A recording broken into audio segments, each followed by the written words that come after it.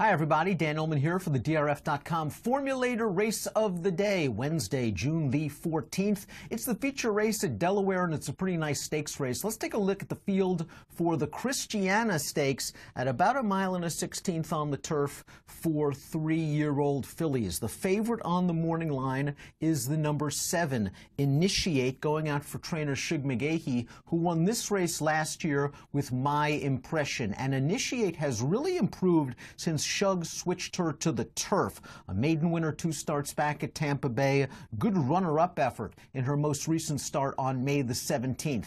I'm not sure I want to play Initiate at a short price, however, against this much tougher field. Her speed figures stack up, but there's other speed in the race, and these are much tougher horses than the ones she's been facing in New York and at Tampa Bay, respectively. Initiate might drift off that 5-2, but I think you should demand a little bit more value than 2.5-1 on Initiate as she steps up in class. The Timeform U.S. Pace Projector has the number 8, Mercy Ann, out on the lead. And Mercy Ann is a very lightly raced, well-bred daughter of Distorted Humor, a gate-to-wire winner most recently at Keeneland on April the 28th, going a mile. 1.16 miles shouldn't be an issue. There's other speed in the race, but there's a good chance that Mike Luzzi is going to hustle the number 8, Mercy Ann, out of there. And if she's able to control the pace, this is a filly with a good amount of upside potential. She earned a 79 Beyer speed figure in only her second lifetime start. I'd use Mercy Ann. She's 10-1 on the morning line.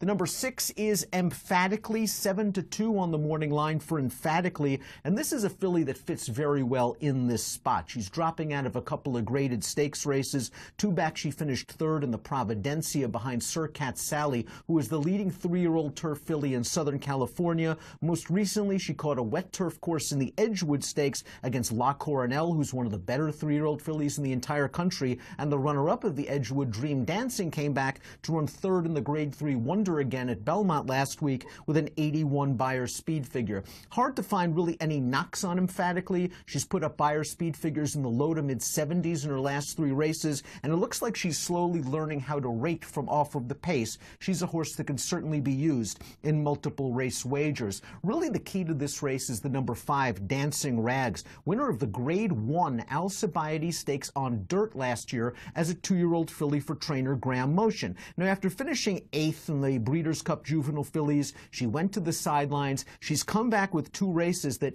to be perfectly honest, have not been very good. It appears that Motion's going to try Dancing Rags back on the turf. She ran an okay 3rd in her career debut sprinting on grass back in August, a race which produced a next out stakes placed runner in the runner-up in that field, Consulting. Dancing Rags is 6-1 on the morning line, and from a purely class play, that's probably a fair price. But I have a feeling she's going to take just a little bit more money, and in her current form, I'm not sure I want her at any sort of short odds. The number 2 is Warrior Hall, going out for trainer Christophe Clement. She's 9-2 on the morning line, and she cost $1 million at the Keeneland 2015 September yearling sale.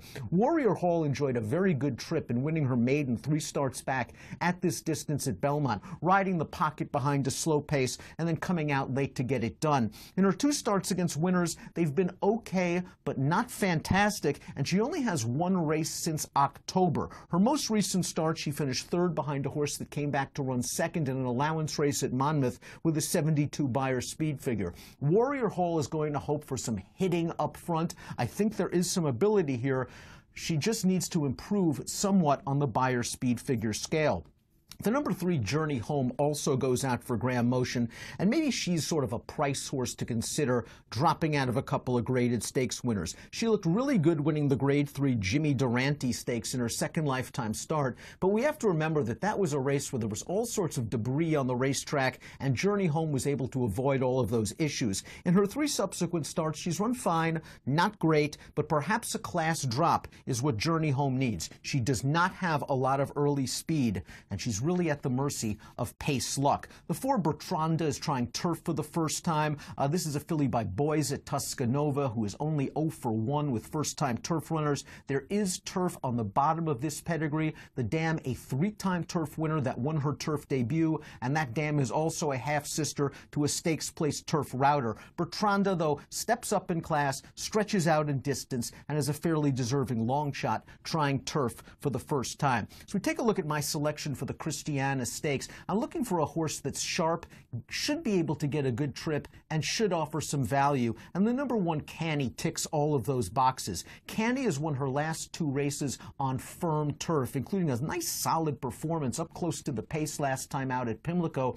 And if you look at the Timeform US pace ratings for that race, they were fast. And Canny was up and on that pace throughout and still won very comfortably, and was flattered when the 3rd place finisher returned to win an allowance race at Belmont with an 82 Beyer speed figure. Canny can lead, Canny can rate, and I think Canny's going to sit the trip off of Mercy Ann that the Timeform US pace projector has in store for the Christiana. I'm hoping that she can get the jump on some of these horses turning into the stretch at a very nice price. Canny at 8 to 1 for trainer Michael Stidham is my selection in the Christiana Stakes, and I'll go 1, 7, 8, and 6. If you're playing the Wednesday Delaware card from home, here's the deal for new DRF Bet subscribers. Head on over to drfbets.com/VIP. You can be a VIP for a week with a $300 bonus and lots of handicapping material to boot. Approximate post time for our drf.com Formulator Race of the Day. Remember, Race of the Day past performances, free ones, available at the Race of the Day event page on drf.com.